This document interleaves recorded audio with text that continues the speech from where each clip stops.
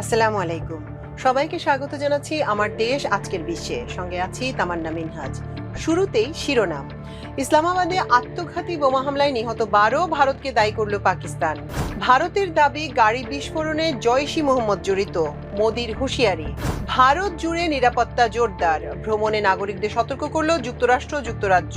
Israeli পার্লামেন্টে ফিলিস্তিনি বন্দীদের মৃত্যুদণ্ডের বিল অনুমোদন। আইএস বিরোধী বৈশ্বিক জোটে যোগ দিচ্ছে সিরিয়া, ট্রাম্প সারা বৈঠক শেষে ঘোষণা। প্রেসিডেন্ট আল সারাকে হত্যার ষড়যন্ত্র আইএসের, নস্রাতের দাবি সিরিয়ার। শাটডাউন অবসানে মার্কিন সিনেটে বিল পাশ। দর্শক শুনছিলেন শিরোনাম, এবার জানিয়ে দিচ্ছি বিস্তারিত। পাকিস্তানের রাজধানী ইসলামাবাদের জেলা ও দায়রা আদালত ভবনের বাইরে আত্মঘাতী বোমা হামলায় অন্তত 12 জন নিহত হয়েছেন। বিস্ফোরণে আহত হয়েছেন আরো কমপক্ষে 27 জন।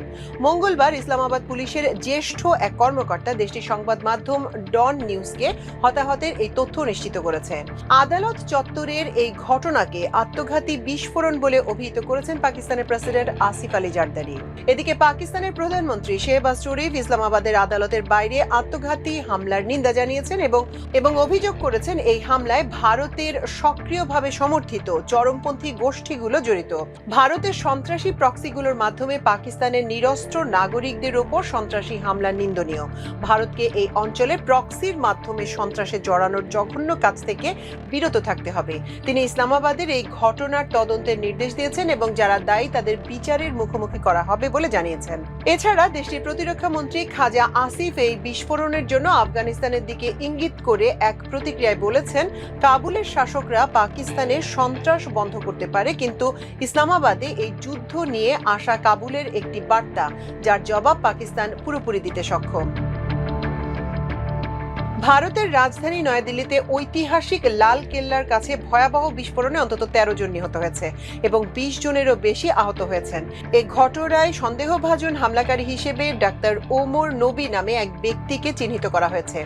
ভারতীয় গোয়েন্দা সূত্র জানিয়েছে, ডাক্তার নবী কাশ্মীরের বাসিন্দা এবং জঙ্গি সংগঠন জৈশ-ই মোহাম্মদের সঙ্গে যুক্ত। এছাড়া ভারতের স্বরাষ্ট্র মন্ত্রণালয়ের তদন্তে জানা গেছে বিস্ফোরণে অ্যামোনিয়াম নাইট্রেট ব্যবহার করা হয়েছিল। এদিকে বিস্ফোরণের ঘটনায় দায়ীদের রেহাই দেয়া হবে না বলে হুঁশিয়ারি উচ্চারণ করেছেন ভারতের প্রধানমন্ত্রী নরেন্দ্র মোদী। তিনি বলেন, গতকাল গোটা রাত আমি এই ঘটনা তদন্তের সঙ্গে যুক্ত সব এজেন্সি, সমস্ত গুরুত্বপূর্ণ ব্যক্তিদের সঙ্গে যোগাযোগ রেখেছিলাম, তাদের সঙ্গে আলাপ আলোচনা করছিলাম। এই ষড়যন্ত্রের শিকড় পর্যন্ত যাব আমরা। ষড়যন্ত্রকারীদের রেহাই দেয়া হবে না, এর জন্য সমস্ত দায়ী ব্যক্তিদের বিচার হবে।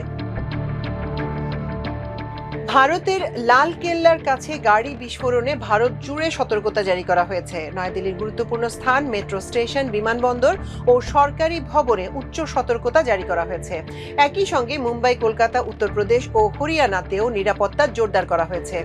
এছাড়া বিস্ফোরণের পর বাংলাদেশ, পাকিস্তান ও নেপাল সীমান্তে উচ্চ সতর্কতা জারি করেছে ভারত। সীমান্তরক্ষী বাহিনী বিএসএফ টহল ও নজরদারি বাড়িয়েছে, সীমান্তে কড়া তল্লাশি চলছে।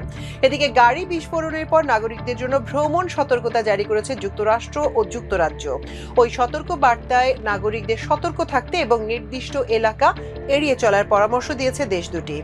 মার্কিন দূতাবাস এক নিরাপত্তা বার্তায় দিল্লিতে অবস্থানরত মার্কিন নাগরিকদের লালকেল্লা ও চাঁদনি চকের আশপাশের এলাকা এড়িয়ে চলার আহ্বান জানিয়েছে। অন্যদিকে বিস্ফোরণের ঘটনার পর যুক্তরাজ্য সরকারও ভারতের কিছু অঞ্চলে ভ্রমণ নিষেধাজ্ঞা জারি করেছে। Israeli parliament নেসেটে first reading a ফিলিস্তিনি বন্দীদের মৃত্যুদণ্ড কার্যকরের অনুমতি সংক্রান্ত একটি বিল অনুমোদন করেছে। ইসরায়েলি সম্প্রচার কর্তৃপক্ষ কেএএন এ তথ্য জানিয়েছে। কেএএন আরও জানিয়েছে, সোমবার রাতে অনুষ্ঠিত ওই ভোটে 120 সদস্যের মধ্যে 39 জন পক্ষে এবং 16 জন বিপক্ষে ভোট দেন। বেন গাভিরের নেতৃত্বাধীন কট্টর ডানপন্থী জিউইশ পাওয়ার পার্টি এই আইনটি প্রস্তাব করে। ভোটে আনার আগে বিলটি নেসেটের বিভিন্ন কমিটিতে পাঠানো হয় দ্বিতীয় ও তৃতীয় পাঠের প্রস্তুতির জন্য। খসড়া আইনে বলা হয়েছে, যে কেউ ইচ্ছাকৃতভাবে বা বেপরোয়া আচরণের মাধ্যমে ইসরায়েলি নাগরিকদের হত্যা করে, যদি তা বর্ণবিদ্বেষ, ঘৃণা বা ইসরায়েলকে ক্ষতি করার উদ্দেশ্যে হয়ে থাকে, তাহলে তার শাস্তি হবে মৃত্যুদণ্ড। আর একবার শাস্তি ঘোষিত হলে তার হ্রাস করার কোনো সুযোগ থাকবে না। সন্ত্রাসী গোষ্ঠী ইসলামিক স্টেট আইএস এর বিরুদ্ধে লড়াইয়ে গঠিত আন্তর্জাতিক জোটে যোগ দিচ্ছে সিরিয়া। স্থানীয় সময় গতকাল সোমবার যুক্তরাষ্ট্রের এক কর্মকর্তা এ তথ্য জানিয়েছেন। হোয়াইট হাউসের মার্কিন প্রেসিডেন্ট ডোনাল্ড ট্রাম্পের সঙ্গে সিরিয়ার প্রেসিডেন্ট আহমেদ আল শারার বৈঠকের কয়েক ঘন্টা পর এ ঘোষণা এলো। গতকাল শারা হোয়াইট হাউসে যুক্তরাষ্ট্রের প্রেসিডেন্ট ডোনাল্ড ট্রাম্পের সঙ্গে বৈঠক করেন। 1946 সালে মধ্যপ্রাচ্যের দেশটি স্বাধীনতা লাভের পর এটি হোয়াইট হাউসে কোনো সিরীয় প্রেসিডেন্টের প্রথম সফর। যুক্তরাষ্ট্র তাদের সন্ত্রাসী তালিকা থেকে শারার নাম বাদ দেওয়ার কয়েকদিন পরই তিনি ওয়াশিংটন সফরে যান। শারার সিরিয়া ইসলামিক স্টেট বিরোধী বৈশ্বিক জোটে যোগ দেওয়ার ঘোষণার মাধ্যমে সিরিয়া এই জোটের 90তম সদস্য হলো। সিরিয়ার প্রেসিডেন্ট আহমেদ আল শারাকে হত্যার দুটি ষড়যন্ত্র নস্যাৎ করে দেওয়ার দাবি করেছে দেশটির নিরাপত্তা বাহিনী। জঙ্গি গোষ্ঠী ইসলামিক স্টেট আইএস এর সদস্যরা ওই ষড়যন্ত্র করছিলেন বলে সোমবার সিরিয়ার জ্যেষ্ঠ দুই কর্মকর্তা জানিয়েছেন। তারা বলেছেন, এই ঘটনা যুক্তরাষ্ট্রের নেতৃত্বাধীন আইএস বিরোধী জোটে যোগ দেওয়ার আল শারার পরিকল্পনাকে আরও বেগবান করেছে। মধ্যপ্রাচ্য ভিত্তিক এই জঙ্গি গোষ্ঠীর বিরুদ্ধে দীর্ঘদিন ধরে লড়াই চালিয়ে আসছেন তিনি। সিরিয়ার নিরাপত্তা বাহিনীর জ্যেষ্ঠ এক কর্মকর্তা ও মধ্যপ্রাচ্যের জ্যেষ্ঠ একজন কর্মকর্তা বলেছেন, গত কয়েক মাসে সারার বিরুদ্ধে এসব হত্যা ষড়যন্ত্র ব্যর্থ করা হয়েছে। 14 বছরের গৃহযুদ্ধে বিধ্বস্ত দেশটিতে ক্ষমতা সুরক্ষিত করার পথে সরাসরি হুমকির মুখে রয়েছেন প্রেসিডেন্ট। দেশটির একাধিক সূত্র বলেছে, প্রেসিডেন্ট আল শারার পূর্ব নির্ধারিত সরকারি অনুষ্ঠানকে কেন্দ্র করে তাকে হত্যার ষড়যন্ত্র করেছিল আইএস। তবে সংবেদনশীল হওয়ায় এই বিষয়ে বিস্তারিত আর কোনো তথ্য জানানো হয়নি।